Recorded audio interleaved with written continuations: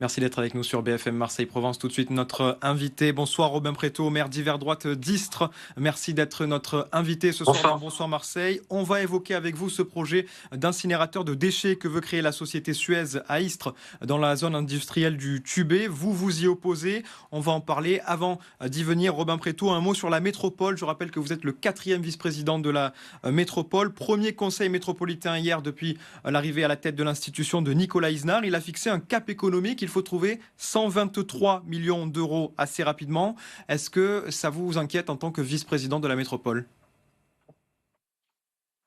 Moi, j'ai confiance dans la capacité de Nicolas Isnard à fédérer un peu les énergies et à trouver les marges de manœuvre nécessaires. Mais c'est sûr que c'est pas quelque chose, en tout cas, d'agréable à découvrir, que ce soit pour moi comme pour lui et toute la nouvelle gouvernance, de voir qu'il manque 123 millions d'euros à trouver d'ici 10 jours. Mais voilà, il faut que ça va appeler à des choix courageux et à une discussion qui a déjà commencé avec l'ensemble des territoires et des services pour trouver des marges de manœuvre.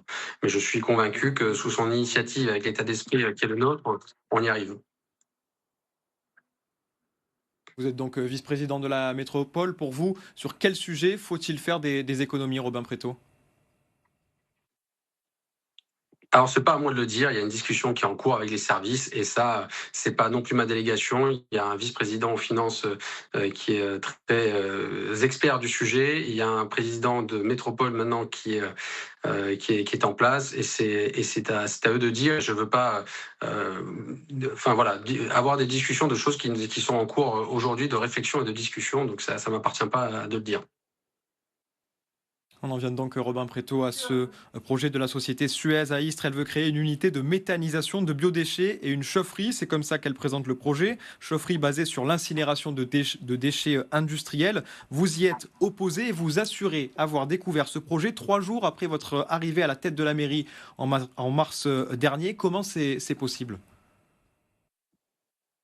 Comment c'est possible? C'est bien toute la question et le sujet, c'est que effectivement, j'ai découvert ça 3 jours après mon entrée en fonction et j'ai découvert dans la presse et même pas dans les dossiers qui m'ont été portés à ma connaissance, mais dans les 3 jours. Donc, j'ai découvert dans l'article de presse d'un de vos confrères et j'ai demandé immédiatement à mes services que j'ai réuni en urgence ce qu'il en était. Et c'est effectivement un dossier qui était un petit peu connu, mais pas de tous les services, qui était à la gestion de mon prédécesseur surtout et de ses plus proches collaborateurs. Et donc, j'ai découvert ce projet d'incinérateur dont on nous a rien dit, dont on nous a caché l'existence pendant des mois.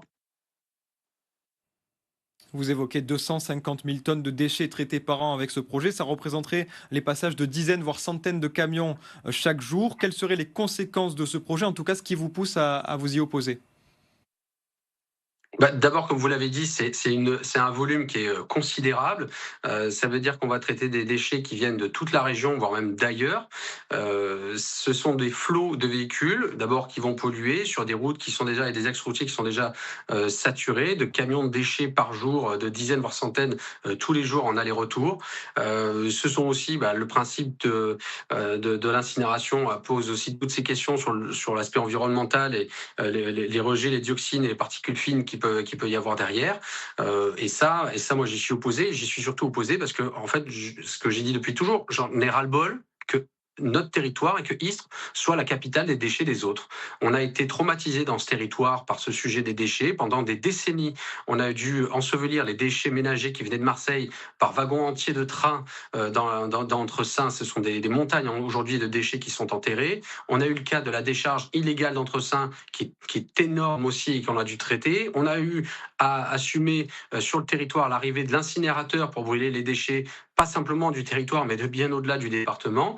Donc en fait, il y en a un peu ras-le-bol qu'à chaque fois qu'on doit penser à traiter les déchets, on se dit qu'il va falloir venir les enterrer, les brûler ou les traiter dans le territoire d'Istres et de ses alentours. Il y en a ras-le-bol.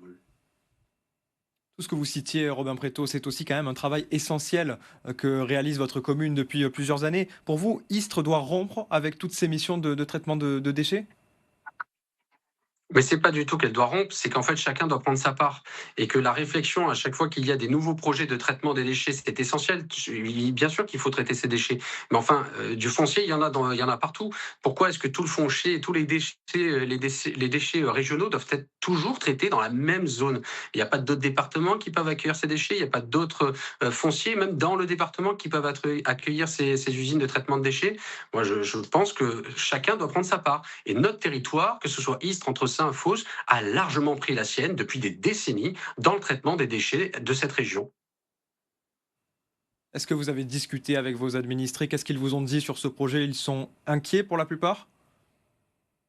Ah mais ils sont tous vent debout parce que comme je vous l'ai dit, on a tous un traumatisme, qui date de décennies, de cette histoire des déchets et c'est à chaque fois réveiller des vieux démons de se dire: «Mais c'est pas possible, comment est-ce qu'encore aujourd'hui, on peut oser venir sur ce territoire nous dire: "On va vous amener les déchets des autres et vous allez encore vous les traiter"?»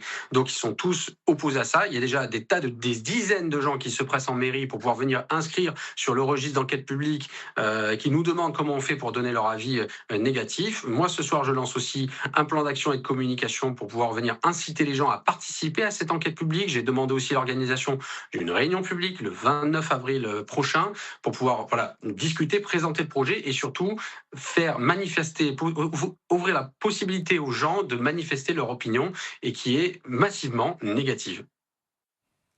Est-ce que vous avez d'autres voies que vous pouvez utiliser à part discuter avec vos administrés, les convaincre de s'opposer à ce projet? Est-ce qu'il y a d'autres voies pour s'y opposer?